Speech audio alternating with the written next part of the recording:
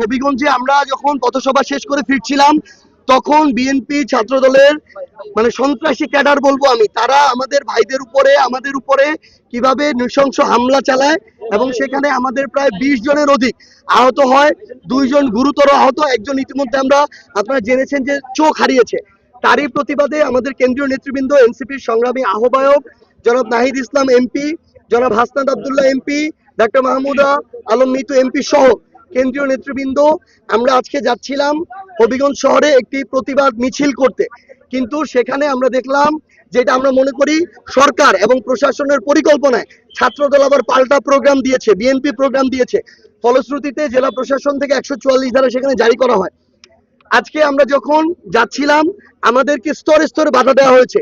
Police মৌলভীবাজারে বাধা দিয়েছে, আপনারা দেখেছেন যে ট্রাক দিয়ে বাধা দেওয়া হয়েছে। এর আগে আমরা বালু ট্রাক দেখেছি, এবার খালি ট্রাক দিয়ে, আমরা জানি না বালুটা কে খেয়ে ফেলেছে। এখন এরপরে আমরা আসলাম এইখানে হবিগঞ্জে, আমরা ঢুকেছি মাত্র, এইখানে লাশবাহী গাড়ি দিয়ে বাধা, এখানে শত শত মানে ট্রাক্টর, এই অনেক কিছু দিয়ে বাধা দেওয়া হলো। আমরা প্রায় 2 ঘন্টা ধরে এখানে আছি। তারা আমাদের সহযোগিতা চেয়েছে। আমরা বলেছি এই হবিগঞ্জ আমাদের সবার। আমরা প্রয়োজনে বিক্ষোভ মিছিল করব না, বিক্ষোভ সমাবেশ করব না, তাহলে আমরা সেখানে যাই, আমাদের যারা আহত ভাইরা হসপিটালে ভর্তি তাদের সাথে দেখা করি, আমরা একটা মামলা দায়ের করি, তারা আমাদেরকেও যেতে দিবে না। তার সর্বশেষ আমরা এটা বলেছি যে আমরা 144 ধারা মেনে আমাদের সবাই এখানে থাকবে। আমরা শুধু 5 জনের একটা টিম প্রতিনিধি দল সেখানে যাব, মামলা দায়ের করব এবং হসপিটালে দেখে আমরা ফিরে আসব। সেটা পর্যন্ত তারা এগ্রি করে নাই। যেটা বুঝতে বিন্দুমাত্র বাকি নাই, যেখানে বিএনপি সরকার, এখানকার দলীয় এমপি সবাই মিলে প্রশাসনকে তাদের দলীয় এজেন্ডা বাস্তবায়ন করাচ্ছে।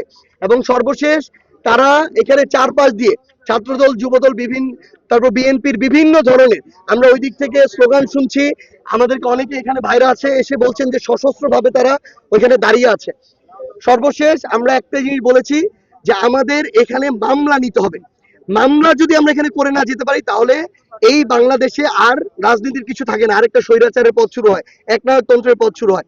এবং সর্বশেষ যেটা হয়েছে যে প্রশাসন বলল যে তারা আমাদের 5 জনের প্রতিনিধি দলও দিবে না, কিন্তু এইখানে বসিয়ে, শহরে নিতে পারবে না, এখানে বসিয়ে তারা মামলা রেকর্ড করবে এখান থেকে অনলাইনে। এই জন্য আমাদের একটা প্রতিনিধি দল তাদের সাথে এখন সেই মামলা দায়েরের কাজ করছেন। সেখানে আমাদের এনসিপির সম্মানিত আহ্বায়ক আছেন, দক্ষিণাঞ্চলের মুখ্য সংগঠক হাসনাত আব্দুল্লাহ আছেন, ডক্টর মাহমুদা মিতু এমপি, নাসিরুদ্দিন পাটোয়ারি, ওনারা আছেন, ওনারা মামলা দায়ের করছেন। আমরা অন্যান্য যারা আছি আমরা চলে যাচ্ছি।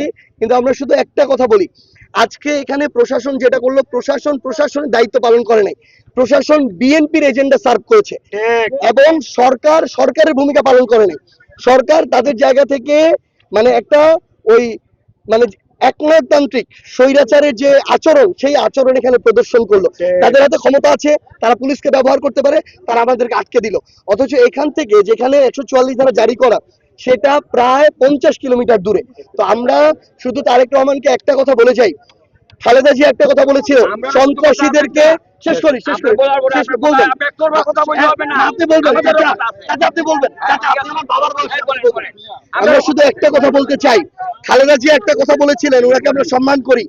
বেগম খালেদা জিয়া বলেছিলেন যে আমরা ছাত্র দল চাই, টোকাই সন্ত্রাসীদের ছাত্র দল চাই না। কালকে যেটা হয়েছে, বেগম খালেদা জিয়ার ছাত্র দল এটা করতে পারে না। ঠিক এখানে যে আচরণ হয়েছে, এই আচরণটা সন্ত্রাসী কায়দায়, একদম টোকাই দিয়ে পেটুয়া বাহিনী দিয়ে যেভাবে করে এটা হয়েছে। আমরা এটার বিচার চাই এবং আমরা তারেক রহমানকে আহ্বান করব যে তিনি যদি বাংলাদেশকে মনে করেন তিনি গণতান্ত্রিক পথে আছেন, তিনি এটার বিচার স্থাপন, এই নজিরটা স্থাপন করে দেখাবেন। নাহলে আমরা ধরে নিব যে বাংলাদেশ আবার অগণতান্ত্রিক পথে হাঁটা শুরু করেছে।